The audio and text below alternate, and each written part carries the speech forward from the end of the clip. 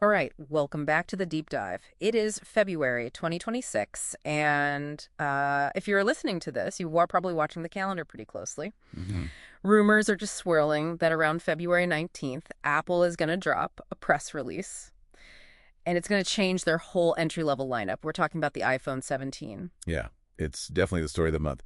So for this deep dive, we've pulled together all the latest supply chain leaks, all the analyst notes to answer one very specific question for you. And what's that? Is this thing just a cheap, watered-down flagship, or is it actually the smartest buy in Apple's entire lineup? Okay, so let's just get right to it. The name, 17E. I think a lot of people see that and are hoping, that the E stands for something like ergonomic. Yeah, Is this finally the return of the Mini? I am. I'm going to have to crush that dream right away. Ah. If you were holding on to your iPhone 13 mini, just praying for a 5.4-inch screen, the news is bad. The sources are completely unanimous here. The 17E is a 6.1-inch device. So, the small phone is officially dead. For now, yeah, it looks that way.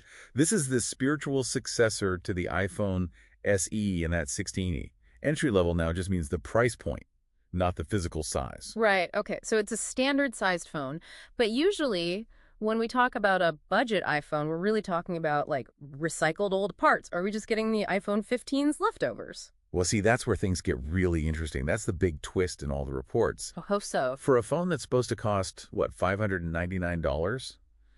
The leaks are all pointing to it running the A19 chip. Hang on, the A19, isn't that the same silicon that's supposed to be in the actual flagship iPhone 17? It is. Now, there is a catch, of course. It's likely a binned version. Okay, so for anyone not deep into chip manufacturing, what does binned actually mean for, like, day-to-day use? Think of it like a sports car engine. It's the same V8 that's in the really expensive model, but maybe it didn't quite hit the absolute peak performance during testing, so they put a small governor on it. But it's still a V8. Exactly. It's effectively the same generation of silicon, just, slightly capped. And I'm guessing they're not putting that much power in a budget phone just for fun. No, not at all. It's all about the software. The leaks also point to 8 gigs of RAM, which seems to be the magic number for running Apple Intelligence. Oh, okay. They can't launch a phone in 2026 that doesn't run their big AI suite. So the budget phone gets the flagship engine almost out of necessity. That's a huge win for longevity. But digging through the notes, there's another component that seems pretty significant here. The modem. The C1X. Right, the C1X. So why should we care? I mean, it's just a modem, isn't it? Because for the first time, it's Apple's own design. They're finally moving away from Qualcomm. And that matters because... When you control both the main brain, the A19, and the 5G modem, you can optimize how they talk to each other. The big deal here isn't really speed, it's battery life. It should be way more efficient when you're on data. Speaking of power, the last model, the 16, it had that really weird flaw, right? Wireless charging, but no magnet. Oh, it was a bizarre choice. It just Yeah. broke the whole ecosystem of accessories. Yeah. But the good news is, all the reports for the 17E say full MagSafe support is back, including the faster 25-watt wireless charging. Yeah. So your wallet and your car mount will actually stick to this one. Okay, so let's tally this up. You're getting the A19 chip, 8 gigs of RAM, a custom 5G modem, and full MagSafe. All for $599. They have to be cutting corners somewhere. Where's the catch? The catch is what you look at and what you look through. Okay. First, the camera.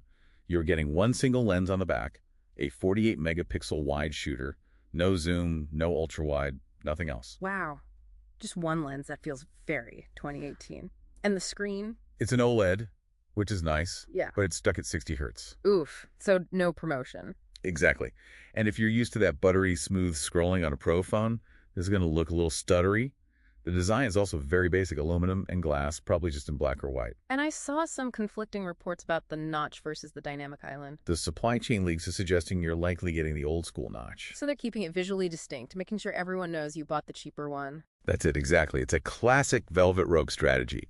You get the internal power, but you don't get the social status of the modern design. So bottom line, who is this phone for? Who buys this? Well, if you're a photography enthusiast, this is not for you. Just stay away. But if you want a phone that will still be incredibly fast 5 years from now, and you really don't care about having 3 camera lenses, the 17 is. It's arguably the best value Apple's ever offered. So high performance, low frills, the ultimate utility device. It really is. I want to leave you with one final thought to mull over. With the 17E cementing this 6.1-inch screen as the absolute floor of the lineup, Mhm. have we officially reached the point where entry-level no longer means compact? Mhm. It sort of seems like the industry has just decided that one-handed use is a feature you can't buy anymore, at any price. It certainly looks that way. Thanks for diving in with us. We'll catch you on the next one.